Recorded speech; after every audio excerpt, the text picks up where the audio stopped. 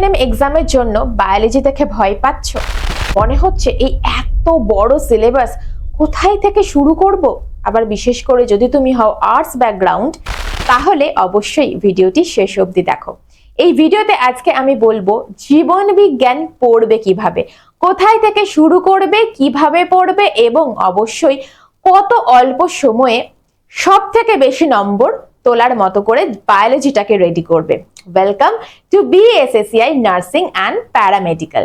প্রথমে দেখো, একটা জিনিস আমি বলবো যে জীবন বিজ্ঞান, ঠিক আছে, সেটা কিন্তু মুখস্থ করার কোনো জায়গা নয়, এটা বুঝে পড়তে হবে।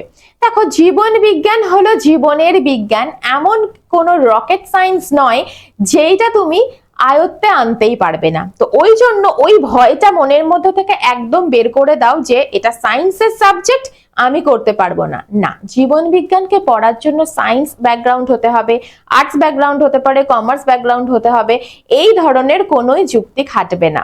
তুমি যতটা ভালো করে বুঝবে তুমি সেটাতেই তত ভালো করতে পারবে, এইটাই নিয়ম যে কোনো সাবজেক্টের ক্ষেত্রে।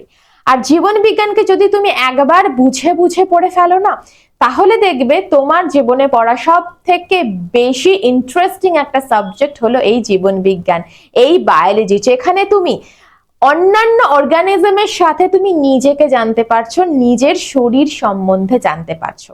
তো কিভাবে শুরুটা করব? শুরুটা করতে হবে কিন্তু ভীষণ বুদ্ধি করে।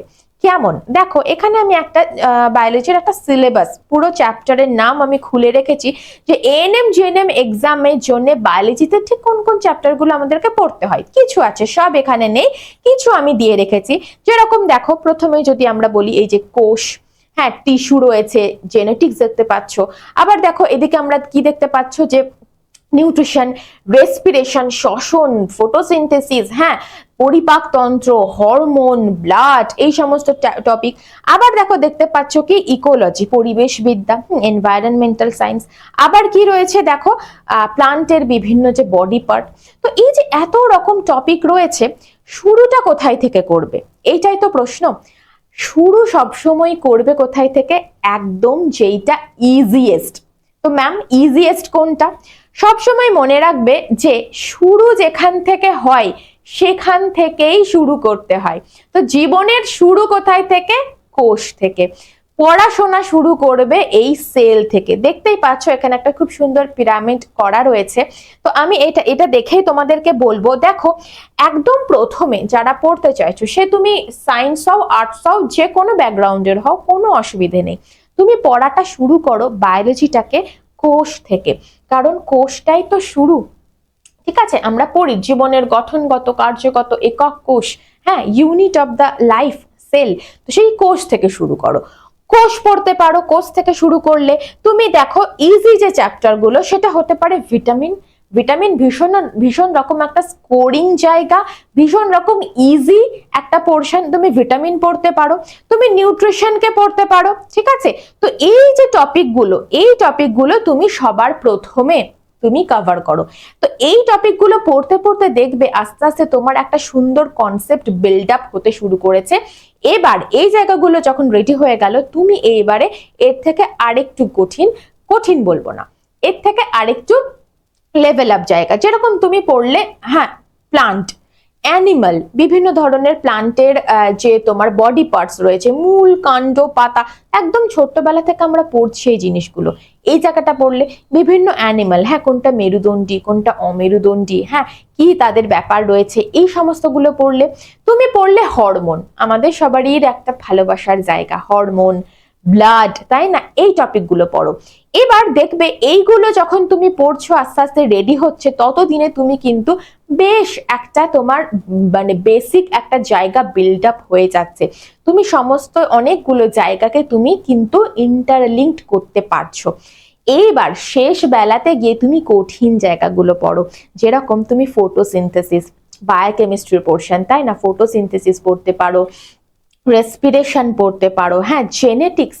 তো এই যে টপিকগুলো না, এই টপিকগুলোকে বোঝার জন্য তোমাকে একটা পূর্ববর্তী জ্ঞান তোমাকে রাখতে হয়। তো সেই জন্য এই যে সমস্ত জায়গাগুলো যেই তুমি পড়ে ফেললে, জায়গাগুলো যখন তোমার কনসেপ্টটা বিল্ড আপ হয়ে গেল, ওই কঠিন জায়গাগুলো পড়তে গিয়ে তোমার আর কঠিন লাগবে না।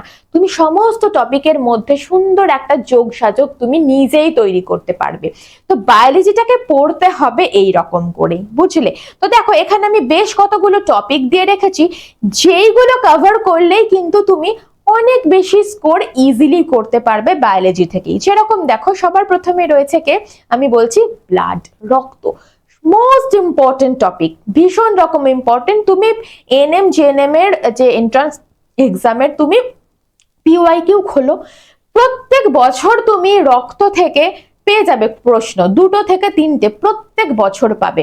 হরমোন থেকে পাবে, হার্ট থেকে পাবে, ঠিক আছে, ডাইজেস্টিভ সিস্টেম। তাহলে এই যে টপিকগুলো একদম হট টপিক, কিসের জন্য? এএনএম জেএনএম এন্ট্রান্স এক্সামের জন্য। তাহলে এই অধ্যায়গুলোই আমি ভালো করে পড়ে নেব, তাই না? তাহলে তো আমি ম্যাক্সিমাম স্কোরটা তুলে ফেলতে পারবো, বোঝা গেল? এবার আসি পদ্ধতি, পড়ার পদ্ধতি কি হবে? সবার আগে তোমাকে কনসেপ্ট বিল্ড আপ করতে হবে, তোমাকে বুঝতে হবে, সেটা যে চ্যাপ্টারই হোক, যে কোনো জিনিস তোমাকে আগে বুঝতে হবে। এবার বোঝার সাথে সাথে তুমি কি করবে? অবশ্যই ছোট্ট ছোট্ট করে সেটার নোট বানিয়ে নেবে। যখনই তুমি মানে যেটা বুঝলে সেটা যখন ছোট্ট ছোট্ট তুমি শর্ট নোট বানালে, একদম সুন্দর তোমার মেমোরিতে জিনিসটা কিন্তু গেঁথে যাবে। লিখলে দেখবে আমাদের সবকিছুই ভালোভাবে, খুব ভালোভাবে মনে থাকে এই জায়গাটায়। এবং তারপরে যখন তোমার চ্যাপ্টারটা রেডি হয়ে গেল, তুমি এবার সলভ করবে এমসিকিউ প্রশ্ন। আগেই তুমি কখনো কোনো জিনিসটা তুমি জানোই না, ধরো হিউম্যান হার্ট তুমি জানো না, তুমি পড়োনি, যা পড়েছো আগে সেই সমস্ত হয়তো বা ভুলেই গেছো, ঠিক আছে? 9-10 তো সব টপিকই আমরা পড়েছি, এমন কোনো টপিক তো আমরা এখানে পাবোই না যেটা আমরা জীবনে কোনোদিন শুনিই নি, আসবে না এরকম কিছু। কিন্তু আমি কথায় ধরে নিলাম তুমি ভুলে গেছো সব।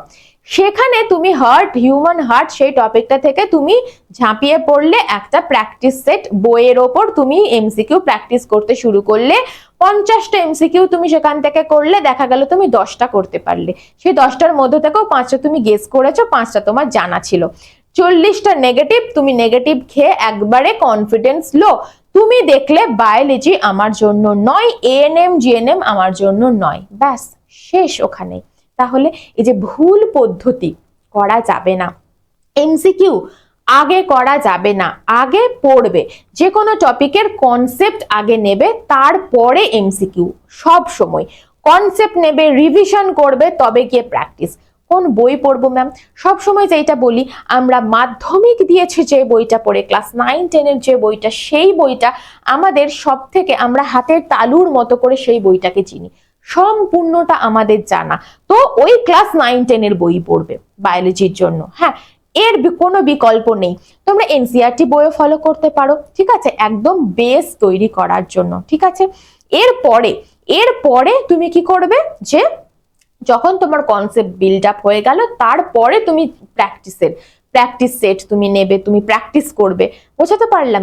এইভাবে তুমি যদি বায়োলজিটাকে এগিয়ে নিয়ে যাও, শুরু করো এবং এগিয়ে নিয়ে যাও, ঠিক আছে, তাহলে কিন্তু বায়োলজি কোনো চিন্তার, কোনো চাপের জায়গা হবেই না।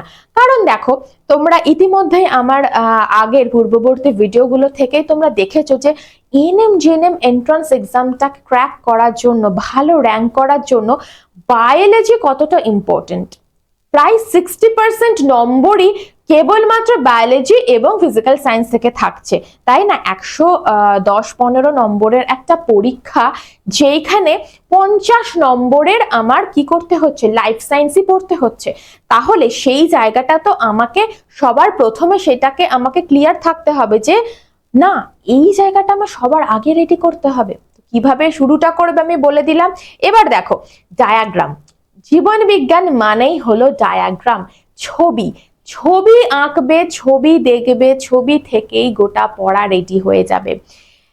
গোটা একটা টপিক হিউম্যান হার্ট, একটা ছবি থেকেই গোটা টপিক হয়ে যায়, জানো? সেখান থেকে অজস্র এমসিকিউ হয় এবং সেগুলো প্রত্যেকটাই ইম্পর্টেন্ট, প্রত্যেকটাই তোমাদের পরীক্ষায় আসে। সেটা আমি একটা জাস্ট ছবি থেকেই তোমাদেরকে রেডি করিয়ে দেব, তাহলে ডায়াগ্রাম অবশ্যই ইম্পর্টেন্ট। হিউম্যান হার্ট বলো, নেফ্রন বলো, নিউরন, হিউম্যান তোমার আমাদের যে বলো ইয়ার, হ্যাঁ কান, আই, এই সব কিছু ভীষণ রকম ডায়াগ্রাম বেসড। আবার দেখো একই রকম ভাবে তুমি যদি ফটোসিনথেসিস রেসপিরেশন পড়ো, সেখানে আবার কি আসবে বলো তো, সেখানে আবার বেশ কিছু আমাদেরকে ফ্লো চার্ট আকারে পড়তে হবে, বুঝলে? তো এইগুলো হলো পড়ার স্ট্র্যাটেজি। এবার দেখো টাইম নিয়েও অনেকের প্রশ্ন থাকে যে ম্যাম কতক্ষণ পড়তে হবে। হ্যাঁ দেখো ওই রকম ভাবে তো হয় না যে 6 ঘন্টা আমি 6 ঘন্টায় পড়বো, না, কোনোদিন আমি 7 ঘন্টা হলো, কোনোদিন আমার 5 ঘন্টা হলো, কিন্তু কনসিস্টেন্সিটা বজায় রাখতে হবে। এমনটা করলে হবে না আমি একদিন 10 ঘন্টা পড়লাম, তারপরে 5 দিন আমি বই খুললাম না, না, এইটা যদি হয় তাহলে কিন্তু সিলেকশন হবে না। তো দেখো যদি এটা আমি উদাহরণ হিসেবে আমি এখানে দিয়েছি যে যদি ধরো তুমি মোট তোমার সারাদিনে পড়ার আওয়ার্স, হ্যাঁ 6 ঘন্টা, বায়োলজি, শুধুমাত্র বায়োলজিকেই তোমাকে 2 থেকে 2.5 ঘন্টা দিতে হবে বস, কিছু করার নেই। কারণ যেই সাবজেক্টটা আমাকে ম্যাক্সিমাম নম্বরটা এনে দিচ্ছে, আমাকে তাকে লেবার দিতেই হবে তার পিছনে, বোঝা গেল? তো এইরকম ভাবে জিনিসটা শুরু করো। এবার দেখো প্রশ্ন হয়, হ্যাঁ, বা তোমাদের কোয়ারিজ থাকে যে ম্যাম একটা সারা দিনের একটা মানে কিভাবে আমি এই যে আমি যে একটা টাইম আপনি বললেন, সেই টাইমটাকে আমি কিভাবে মানে কাজে লাগাবো, কি ভাবে, সেটাও দেখো আমি বলে দিচ্ছি। তো সবার প্রথমেই দেখো পড়তে বসেই যেটা করবে, রোজ জিনিসটা যেটা করবে যে একটু কিছুটা সময় তুমি রাখবে রিভিশন করার জন্য। তো তোমাদের এখান থেকে কোয়ারিজ হয় যে ম্যাম একটা এই যে আপনি একটা টাইম বললেন, হ্যাঁ যে 6 ঘন্টা বা 4 ঘন্টা বা 7 ঘন্টা, এই গোটা টাইমটাতে আমি আমার স্ট্র্যাটেজিটা কিরকম হবে, কিভাবে আমি সাজাবো। তো এইখানেও আমি বলে দেব, দেখো পড়তে বসে শুরুতেই অল্প কিছুটা টাইম রোজ এটা রাখবে, কিসের জন্য? রিভিশনের জন্য। কি রিভিশন? আগের দিনে তুমি কি পড়েছো। হ্যাঁ ধরো তুমি এখন বায়োলজি পড়বে, হ্যাঁ তোমার হাতে 2 থেকে 2.5 ঘন্টা তুমি বায়োলজিকে দেবে। তুমি সবার প্রথমেই বায়োলজি খুলেই তুমি নতুন একটা টপিকে তুমি ঝাঁপিয়ে পড়বে না, তুমি 10-15টা মিনিট তুমি কি করবে, কালকে বায়োলজির যে চ্যাপ্টারটা পড়েছো সেটা জাস্ট একবার চোখ বুলিয়ে নেবে। হ্যাঁ তোমার 10-15 মিনিট না, তোমার 5-10 মিনিটেই হয়ে যাবে, বুঝতে পারলে? শুধু একবার চোখ বুলিয়ে নিলে। হ্যাঁ এবার ওই যে তুমি শর্ট নোট বানিয়েছিলে, ওই শর্ট নোট এবার তোমার কাজে লাগবে, তুমি জাস্ট দেখবে আর তোমার চ্যাপ্টার রেডি, বুঝতে পারলে? তাহলে রিভিশনটা একটুখানি করলে, এবার তুমি নতুন জিনিস পড়া শুরু করো, পড়লে, বুঝলে, কনসেপ্ট বিল্ড আপ করলে, সাথে কি আবার নতুন চ্যাপ্টারে তোমার শর্ট নোট রেডি হচ্ছে। এইবার দেখো এইভাবে তুমি কিছুটা সময় দিলে, এবার যখন তোমার চ্যাপ্টারটা রেডি হয়ে গেল, তুমি এবার সেখান থেকে প্র্যাকটিস শুরু করলে। হ্যাঁ তো এবার দেখো এখানে যেরকম 45 মিনিট মতো তুমি প্র্যাকটিস করো, হ্যাঁ করতেই পারো। এবার কি তুমি সবার প্রথমে এই যে প্র্যাকটিস, হ্যাঁ তো কতগুলো দিনে আমি কতগুলো করে এমসিকিউ ম্যাম প্র্যাকটিস করব, হ্যাঁ সেটার ইন্টেন্সিটিটা আস্তে আস্তে বাড়াবে। এরকম নয় প্রথম দিনেই তুমি সেল চ্যাপ্টার পড়লে সেল থেকে 100 খানা প্রশ্ন নিয়ে বসে গেলে, এমনটা নয়, অল্প অল্প করে। হ্যাঁ কারণ অতটা প্রশ্ন যদি একবারে নিয়ে বসো, অনেকটা টাইম টেকিং ব্যাপারটা হয়ে যাবে। সাথে আরো একটা জিনিস কি, যত বেশি প্রশ্ন হবে সেই প্রশ্নের ঠিক ভুলের হিসেবটাও তো তত বেশি হবে।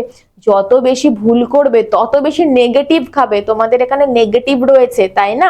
এবার যত বেশি ওই প্রশ্নে নেগেটিভ খাবে, মনের মধ্যেও নেগেটিভিটি আসবে। তাহলে প্রথমে তুমি 30টা এমসিকিউ নিয়ে বসো। এবার দেখো তুমি 30টার মধ্যে কতগুলো পাচ্ছ, দেখলে তুমি 25টাই পারলে, ওয়েল অ্যান্ড গুড। 5টা ভুল হলো, কোনো ব্যাপার নয়, ভুল এখন হবে, ভুল এখন হলেই পরে গিয়ে সেটা ঠিক হয়ে যাবে। তো সেই 5টা ভুল হলো আমি রেখে দিলাম না, এটা করলে হবে না। ওই 5টা ভুল কেন হলো, আমি কি বুঝে জিনিসটা করেছিলাম, সিম্পলি কি আমার জানা ছিল না বলে আমি আন্দাজেই করে দিয়েছিলাম বলে ভুল হলো? ওই রকম আন্দাজে খেলা তো এখানে যাবে না, নেগেটিভ মার্কিং রয়েছে না। তো তাহলে তোমাকে ওই গেস মার্কিং এর ওপর দিয়ে করলে জিনিসটা হবে না, তোমাকে বুঝেই করতে হবে, ঠিক আছে? তো সেই জন্য ওই 5টা প্রশ্নকে নিয়ে কিন্তু একটু অ্যানালিসিসের প্রয়োজন রয়েছে। তো অ্যানালিসিস করতে হবে যে ভুলগুলো হলো যাতে পরবর্তীতে আর ভুলগুলো না হয়, বুঝলে? এই যে সুন্দর একটা সাইকেল, একটা হিসেব আমি বানিয়ে দিলাম, এই রকম ভাবে যদি তুমি প্রত্যেক দিন করতে থাকো, আমার মনে হয় না যে এনএম জেএনএম কেন, যে কোনো পরীক্ষায় তুমি আটকে যাবে, এমনটা নয়। বোঝাতে পারলাম? যে কোনো পরীক্ষাতেই ঠিক এই একই পদ্ধতিতেই সাফল্য আসে। বোঝাতে পেরেছি? তাহলে আমাদের যেহেতু বায়োলজিতে সব থেকে বেশি স্কোর রয়েছে, আমাদের মাথাতে রাখতে হবে ওইখানেই আমি যত বেশি পারবো স্কোর তুলে নেব। তাহলে প্রিভিয়াস ইয়ার কোয়েশ্চেন ভীষণ রকম ইম্পর্টেন্ট, আমাদেরকে ডেলি মনে রাখতে হবে যে কোন চ্যাপ্টার গুলো থেকে প্রত্যেক বছর প্রশ্ন আসছে। চাও কি এরকম একটা ভিডিও যে প্রিভিয়াস ইয়ারের কোয়েশ্চেন ট্রেন্ড?